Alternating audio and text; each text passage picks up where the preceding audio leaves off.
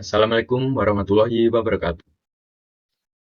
Perkenalkan, nama saya Ilham Dwi Cahya dengan NIM 242410102081. Kali ini saya akan menjelaskan tentang potensi bahasa Indonesia menjadi bahasa internasional dengan dosen pengampu saya, Dr. Parto, MPD. Sebelum itu, tahukah kalian kenapa sih bahasa Inggris menjadi bahasa internasional? Yang pertama, bahasa Inggris adalah bahasa tertua yang ada di dunia. Yang kedua, yaitu karena kekuatan kerajaan Inggris pada zaman dahulu. Negara Inggris pada zaman dahulu sangat maju dalam sisi teknologi maupun ekonomi mereka. Negara jajahan Inggris juga sangat banyak dan tersebar luas di dunia.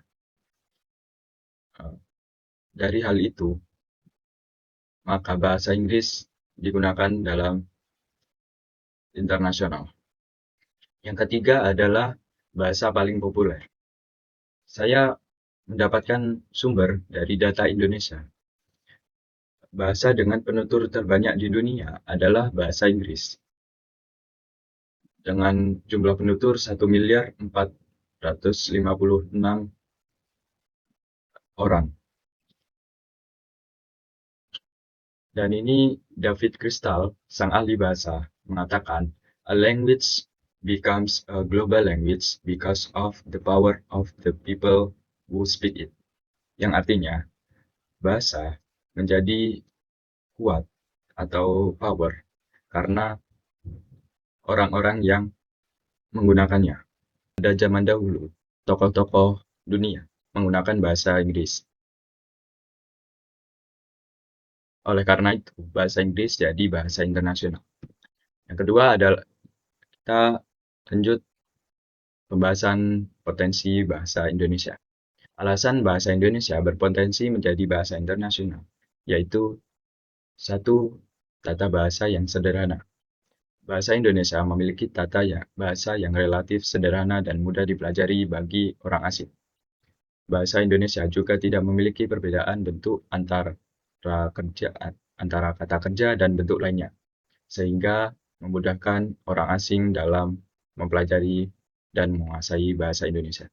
Dalam bahasa Indonesia, tidak seperti bahasa Inggris yang menggunakan kata kerja dan bentuk lainnya. Yang kedua adalah jumlah penutur bahasa Indonesia yang sangat banyak. Jumlah penutur yang besar dengan lebih dari 270 juta penduduk di Indonesia. Selain itu, peran Indonesia di ASEAN juga sangat kuat, di mana bahasa Indonesia menjadi salah satu bahasa yang cukup dipahami dan digunakan dalam interaksi antar negara di Asia Tenggara. Di sini tertulis total penutur dari bahasa Indonesia yaitu 278 juta jiwa. Di antaranya di Indonesia yaitu 269 juta jiwa, di Amerika dan Eropa ada 2 juta, di Asia Pasifik dan Afrika ada 2,4 juta, dan Asia Tenggara 5,2 juta. Baru-baru ini, bangsa Indonesia jadi bahasa resmi sidang umum UNESCO. Bahasa Indonesia ditetapkan sebagai bahasa resmi atau Official Language Conference Umum General Conference UNESCO.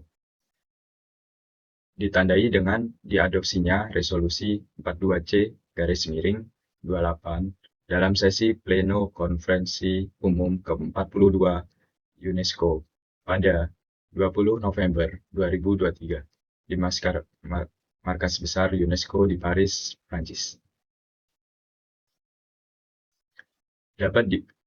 Karena hal ini, bahasa Indonesia dapat dipakai sebagai bahasa sidang dan dokumen-dokumen konferensi umum dapat diterjemahkan ke bahasa Indonesia. Bahasa Indonesia telah melanglang dunia. Lebih dari 275 juta penutur. Kurikulum bahasa Indonesia masuk di 52 negara di dunia dengan setidaknya 1.500 penutur asing. Bahasa Indonesia juga digunakan sebagai program studi di universitas di luar negeri, seperti Inggris, Amerika, Suriname, dan lain-lain. Langkah-langkah untuk memperluas penggunaan bahasa Indonesia. Yang pertama, menggunakan media sosial dan platform digital. Media sosial seperti YouTube, Instagram, TikTok, dan sebagainya dapat digunakan untuk menyebar konten yang menarik dan edukatif dalam bahasa Indonesia. Pembuatan konten seperti video pendek, tips belajar, dan fakta budaya Indonesia bisa menarik minat pengguna global dan mempermudah mereka dalam mengenal bahasa Indonesia. Jadi kita membuat video tentang budaya Indonesia dan pembelajaran tentang bahasa Indonesia. Yang kedua yaitu mengembangkan program pembelajaran bahasa Indonesia untuk penutur asing. BIPA atau Bahasa Indonesia untuk Penutur Asing adalah program yang dirancang untuk memfasilitasi pembelajaran bahasa Indonesia bagi orang asing. Melalui kursus BIPA yang bisa diadakan secara offline maupun online, semakin banyak orang dari berbagai negara dapat mempelajari bahasa Indonesia dengan struktur yang terstandar. Program BIPA telah ditetapkan di beberapa negara dan sangat efektif dalam menarik minat masyarakat internasional. Ketiga, yaitu mendirikan pusat kebudayaan Indonesia di luar negeri. Contohnya seperti membangun rumah budaya di luar negeri. Yang keempat, menggunakan bahasa Indonesia di forum internasional. Seperti yang tadi, kita bisa menggunakan bahasa Indonesia di forum UNESCO. Dalam contoh lain, kita bisa menggunakan di forum internasional seperti KTT ASEAN atau KTT G20. Baik, itu saja yang bisa saya sampaikan. Kurang lebihnya saya mohon maaf. Assalamualaikum warahmatullahi wabarakatuh.